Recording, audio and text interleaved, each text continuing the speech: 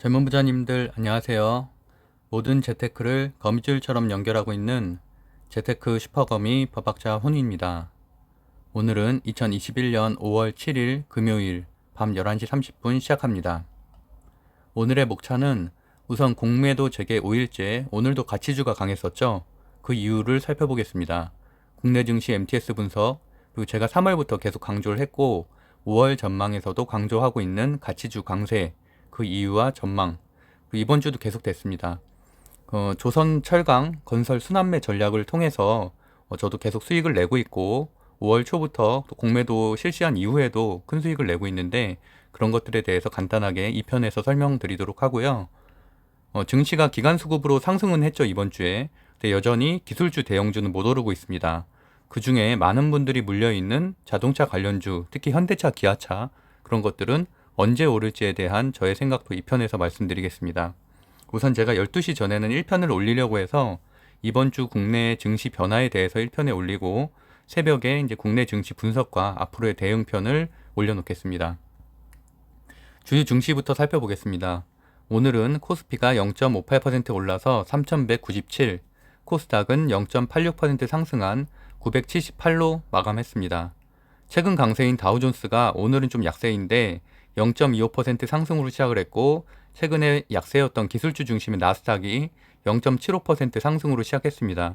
제가 좀 전에 이제 MTS를 켜서 보니까 상당히 다우존스가 다우존스나 이런 것들이 좀 약세고 나스닥이 오늘 강세더라고요. 보시는 것처럼 페이스북, 팡주들 다 강세고 저는 항상 기준점을 잡는 게 이 전기차 쪽인데 이쪽이 이제 그 스펙 관련 스펙 상장주들이거든요. 그래서 최근에 굉장히 많이 빠졌었는데 오늘은 그래도 많이 빠진 만큼 카누도 6%, 로즈타운 모터스 4%등 이렇게 거품의 끝판왕이라고 볼 수 있는 스펙주들도 올라가고 있습니다. 그리고 코인베이스도 오늘 꽤 많이 올라가고 있죠. 그리고 노동절 연휴로 개장한 상해종합지수는 0.65% 하락했고 기술주 중심의 심천종합지수도 1.62% 큰 하락이 있었습니다.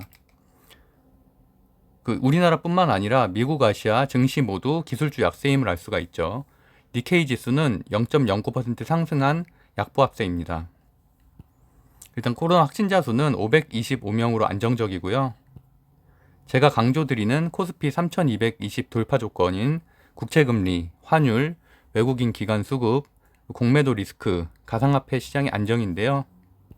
일단 미국 10년물 국채금리는 1.45% 하락한 1.56으로 긍정적입니다.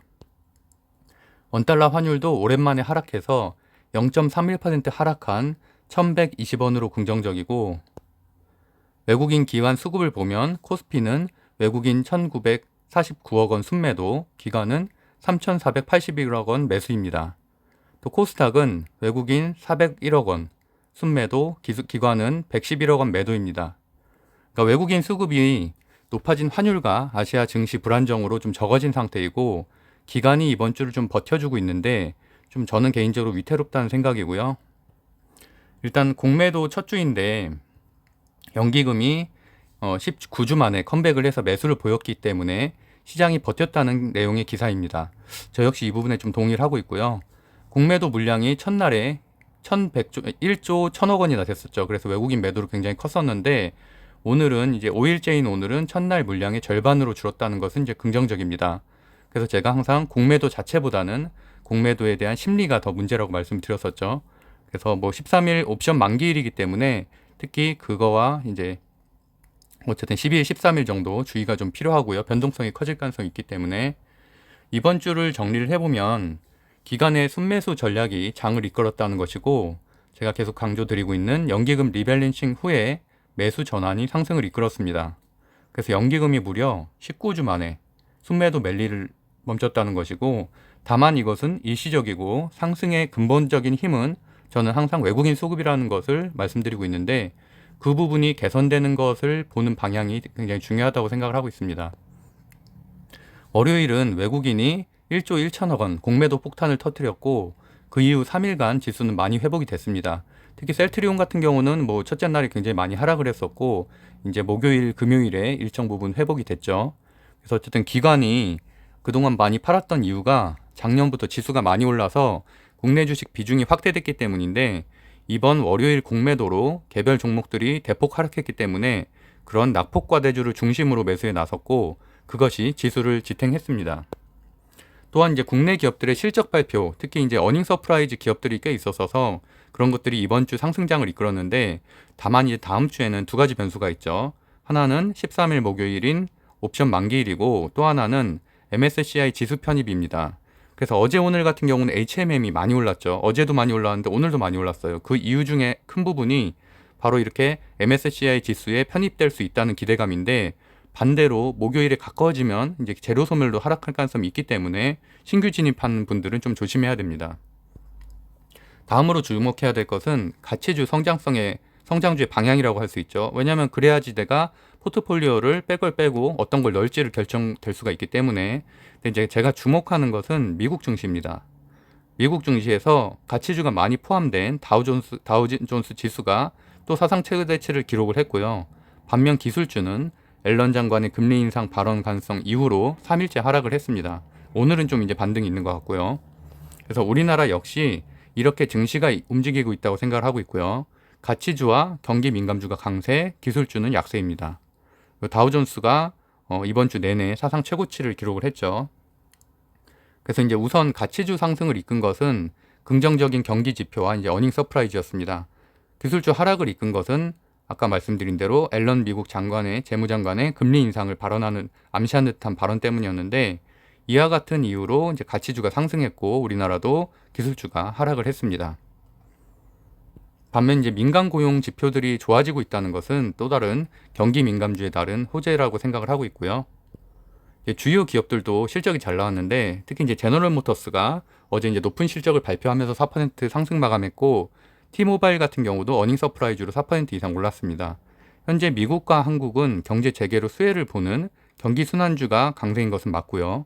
다만 장기 투자 관점에서는 성장주가 저는 더 상승폭이 있다고 지금 현재 시점에서 새로 들어가기에는 성장주가 좋다고 보지만 분명히 단기 시점, 특히 5월에서는 가치주가 강세라고 생각하고 있습니다.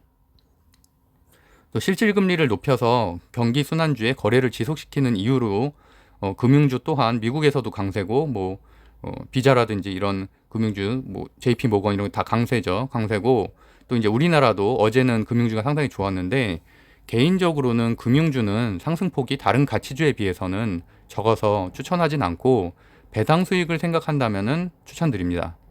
그래서 조선건설, 철강 이런 것들이 제가 계속 3월 달부터 추천해오던 종목들이고 세아베스틸 같은 경우는 계속 제가 3월 달부터 여러 번 추천드렸던 종목인데 오늘도 많이 올랐죠. 제가 생각하는 5월 증시를 간단하게 정리를 해보면 공매도 불안감은 감소 중이지만 여전히 상존하고 있고 옵션 만기일이나 MSCI 발표일 같은 이벤트로 변동성이 확대되는 날에는 증시가 전반적으로 다 하락할 수 있다. 또 중요한 것은 이제 외국인 수급이고 이번 주는 기관 매수로 버틴 일시적인 상승장일 뿐이지 근본적인 상승으로 돌아선 건 전 아니라고 판단을 하고 있고요. 일단은 근본적인 상승 원인으로 생각하고 있는 외국인이 아직은 돌아오지 않고 있다는 부분은 어쨌든 고환율 때문일 수도 있고 조금 불안정한 요소라고 생각을 하고 있습니다. 일단은 당연히 금리가 높아질 거라고 생각을 하면 그런 부분에 따라서 이제 기술주가 하락을 할 것이고 그래서 실제로 나스닥 기술주들이 하락을 하고 있죠. 그런 여파로 우리나라 코스피 1위부터 20위 기업 중에 거의 포스코를 제외하고는 거의 다 기술주 기업들이잖아요. 그렇기 때문에 기술주, 대형주로 수급이 안 들어와서 그것이 이제 힘을 못 쓰고 있는 상황이죠. 그리고 이제 가치주 섹터가 현재는 좀 강하게 특히 이제 낙폭과대주 그리고 가치주 섹터 그다음에 어닝 서프라이즈 있는 기업들이 기관 매수세가 이어지면서 이번 주를 좀 버텼다고 저는 개인적으로 판단을 하고 있습니다.